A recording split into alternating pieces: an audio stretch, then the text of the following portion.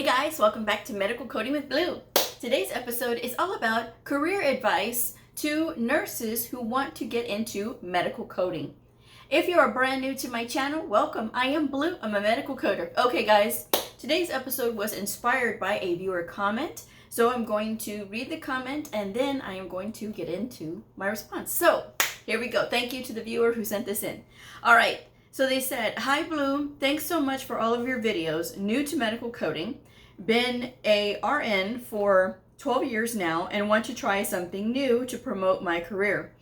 Just wanted to ask if you're a nurse with bedside experience and want to learn to code and find huge job opportunities to medical coding, can I study and pass for the CPC as a first step? Or do I need to learn the AAPC program first before I take the CPC exam? Because I don't have any experience as a medical coder. This is my first time, and it was my friend who is both a coder and an RN who advised me to learn coding. She also mentioned the HCSD for home care coding. She says it's a lot easier than the CPC for me who has no experience in medical coding yet." So let me start off by explaining what the HCSD credential is for. Now, I will say this before I go into explaining what it is. You don't need it, okay? There are some places that do ask for this. I've seen it a couple of times. Not enough for me to really encourage people to get it.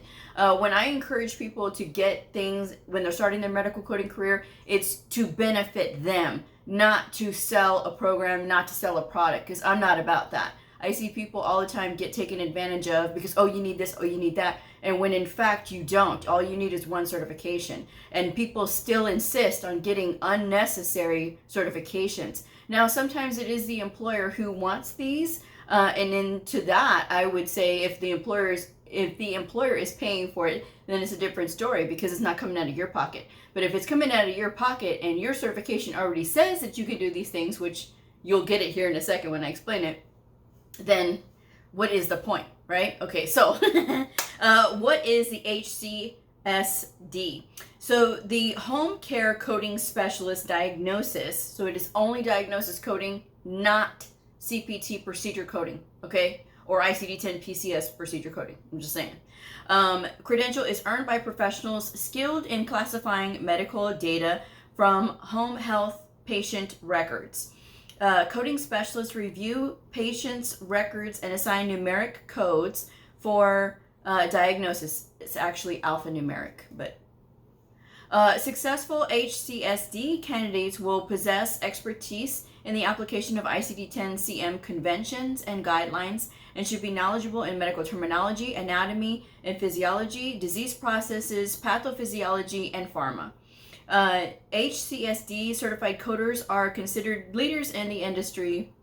Another selling point, okay, I'm just saying, because they collect patient documentation, which medical coders do anyway, assign accurate diagnosis codes, which medical coders do anyway, collaborate with clinicians, physicians, and or managers and administrators, again, what certified medical coders do anyway, and ensure that all activities are done in legal and ethical manner that supports home health agency policy, regulatory, and professional guidelines. So if you are going to be working in home health, right, in the home health sector, right, so you can work in hospitals, you can work in a doctor's office, you can work in home health. If you are working in home health, sometimes they're going to want you to have this because it's specific to them. Again, what makes it so specific, I don't know, because it is only diagnosis coding. Again, it's something that you learn when you are getting certified as a medical coder. And there are only really 5, I will say 5 total now, certifications that I recommend. With AHIMA, it is the CCA, which is a Certified Coding Associate, the CCS, which is a Certified Coding Specialist, that is the gold standard of medical coding credentials, okay, and the CCSP, which is a Certified Coding Specialist physician-based. Now with AAPC, there are only 2 that I recommend. Their flagship credential, which is the Certified Professional Coder, the CPC, or the Certified Inpatient Coder, which is a CIC.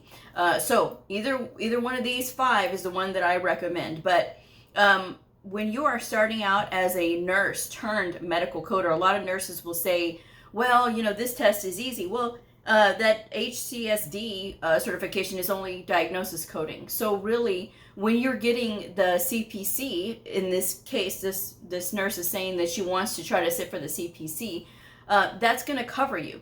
Now, if she wants to work in home health, they may tell her, hey, you need to have this, but then she could argue meaning that she could prove her point that a CPC also understands how to look up diagnoses. So it's what I'm saying is what I have found when I'm looking in these job listings, and I don't see a lot of people asking for this credential. Okay, so I want people to know that there are credentials that employers ask for, and they ask for them on purpose because these are the ones that are going to give you more, I guess, more for your money, which is essentially what these 5 that I just mentioned are doing. Because if you have the gold standard of medical coding credentials, all you need is that one, the CCS. And the CCS says that you have mastered the inpatient and the outpatient setting. And this is all you need. You just need the one. You don't need all these other ones. Now, yes, I personally have the CCSP and the CCS, but this is because I got the CCSP first before I got the CCS. So that is why I'm doing both. I have both of them, right? But not for any other reason. Now, if I had just said, well, I'm going to take the CCS and bypass the CCSP, that would have been just fine. I would have just the one certification and been just fine with it. I started my career with the CCA, which is a Certified Coding Associate. Again, this is a very powerful credential. A lot of people downplay it, but it actually is a very powerful credential because this says that you have the entry-level knowledge and that you know how to code both inpatient and outpatient coding. So again, like a junior CCS, that is essentially what the CCA is. Now, if this nurse wants to go for the CPC, you can study on your own to learn how to prepare yourself for the CPC, because basically a nurse already has the pathophysiology background, the medical terminology background, their anatomy and physiology background. So you have all of that. So that is the bulk of trying to learn, right? Medical coding to begin with. So really what you would have to concentrate on is learning your manuals, the ICD-10-CM, the CPT, and the HCPCS Level 2 book. You'd have to, concentrate on learning those. You can learn independently. You do not have to take the AAPC program if you don't want to. But I will say that you do have a choice when it comes to what certifications to get. With AAPC, we've done the cost analysis on my channel of, the cost difference between having a CPC and having a CCA or a CCSP or a CCS. With AHIMA, they do not require you to be a member, whereas AAPC does. And you have to be a member every single year. You have to be a member before you apply to take your certification exam. So it's already $190 out the door to them every single year. Now, as a nurse, yes, I get it. You all make good money, and that's great. But it's not necessary to have to spend extra funds for every single thing that you're trying to do, okay? Side. So I do have the independent study video, which I will leave in the description box. It gives a template of how long to study, what books to get, so that way you can get the appropriate books so that you can learn on your own. I mean, you can learn on your own. If you're one of those that needs to go through a program, obviously AAPC does offer their program. It is 4 months, but you can get an extension. You can pay to have an extension, and essentially you're going through the same thing on their website that you would be if you were doing it independently, okay? And again, the independent study list has all the books, listed, so everything that you need is already there. You just have to get the books and open them up and start going. I've done plenty of videos before about, independent study tips for medical coders, and so being that you're a nurse, I will give you this bit of advice to any nurse that is watching this. Don't get cocky. There's a lot of nurses that get cocky in the fact that I'm a nurse. I should be able to learn this. This is easy. medical coding is not easy, guys. And I am not saying this to, insult your intelligence or, question you. I'm telling you the legitimate truth. I've had this channel since 2018. I've talked to many nurses. I have trained many nurses. I have had plenty of interaction with them to know that there are plenty of them that say, Bleu, I thought this was going to be so easy, and it's actually not. This is something that's completely different. I don't know how you all do it. It takes a different mentality to understand the coding guidelines, know how to look stuff up in the book, and go from there. I mean, it takes a lot.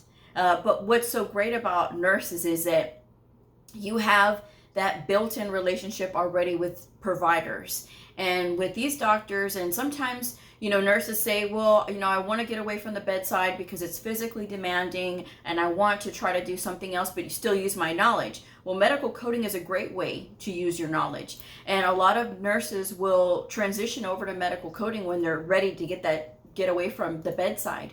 But some will question, well, is this going to pay me as much as I am as a nurse? So again, when you start off as a nurse, you're not starting off on the high end of the pay scale, right? Let's just be honest.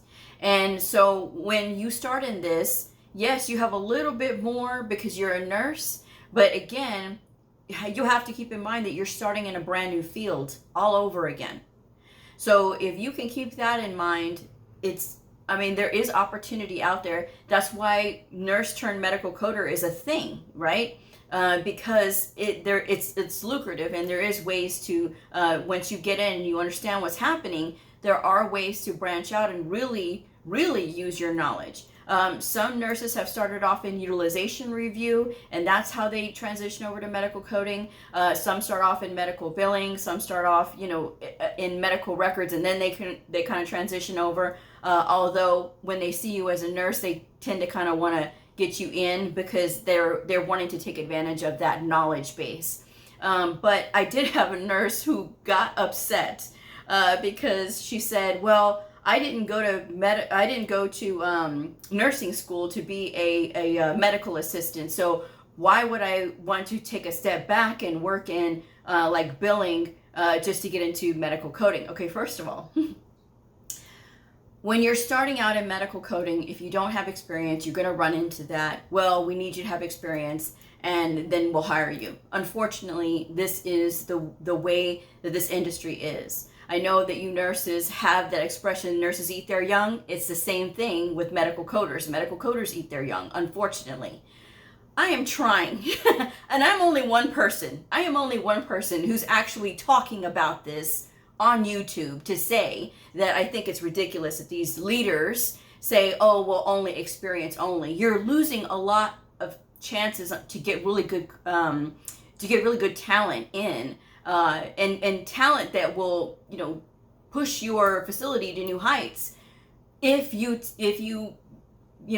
go with that new talent. If you don't and you just dismiss them, people are just not as, some people get so discouraged immediately. And I wish there wasn't that. I wish people would be as tenacious with their wanting to get in this and doing whatever they have to be able to get in, and knowing that when they start, it's not permanent. Some people get caught up in that. Oh, I don't want to start off at this rate because this, and this. Sometimes you're going to have to start a little bit lower than what you're used to, but it doesn't take long for you to move up if you're smart about it. You can't just take everything at face value immediately. This is what you're going to get. So if you want to do that, if you want to get in this, you have to be prepared. So do your studies. You can study on your own. You certainly don't have to go through those online programs. You can teach yourself, and you can do that. And like I said, you can watch my videos about the independent study. But don't listen to what other people are telling you as far as like, oh, it's so difficult to get in, and all these things. Don't listen to that. Okay, even as a nurse, don't even listen to that, because yes, you can. With your nursing background, you can market yourself just as good, but it's going to take you to get your certification. It's going to take you to have a very good resume in order to be able to do that. Because you can say, well, I'm a nurse, and then if you show me your resume and you show me all the things that you've done in nursing, it tells me you still want to be a nurse. And if I'm a hiring manager for health information, I'm going to say, I don't want this person because she still wants to be a nurse. Tell me what you learned in your medical coding program, or what you independently studied in medical coding that got you your certification. That what skills do you have now that you know how to do diagnosis coding, ICD-10-CM, and do not go ICD-10. Whenever I see that, it's like waving a red flag in front of a bull. I'm a Texan, I'm gonna say things animal related. So when you say I learned ICD-10, there's a question here. ICD-10 what? It's incomplete because there's ICD-10-CM, which is your diagnosis coding, and ICD-10-PCS, which is your inpatient procedure coding. Now, this nurse won't have to worry about that if the CPC is what they want, because the inpatient coding is on the inpatient side. But if they're only wanting to do the CPC, you're learning about the CPT codes. So if you're telling me that you learned ICD-10-CM, that tells me that, okay, you know diagnosis coding. You've learned CPT.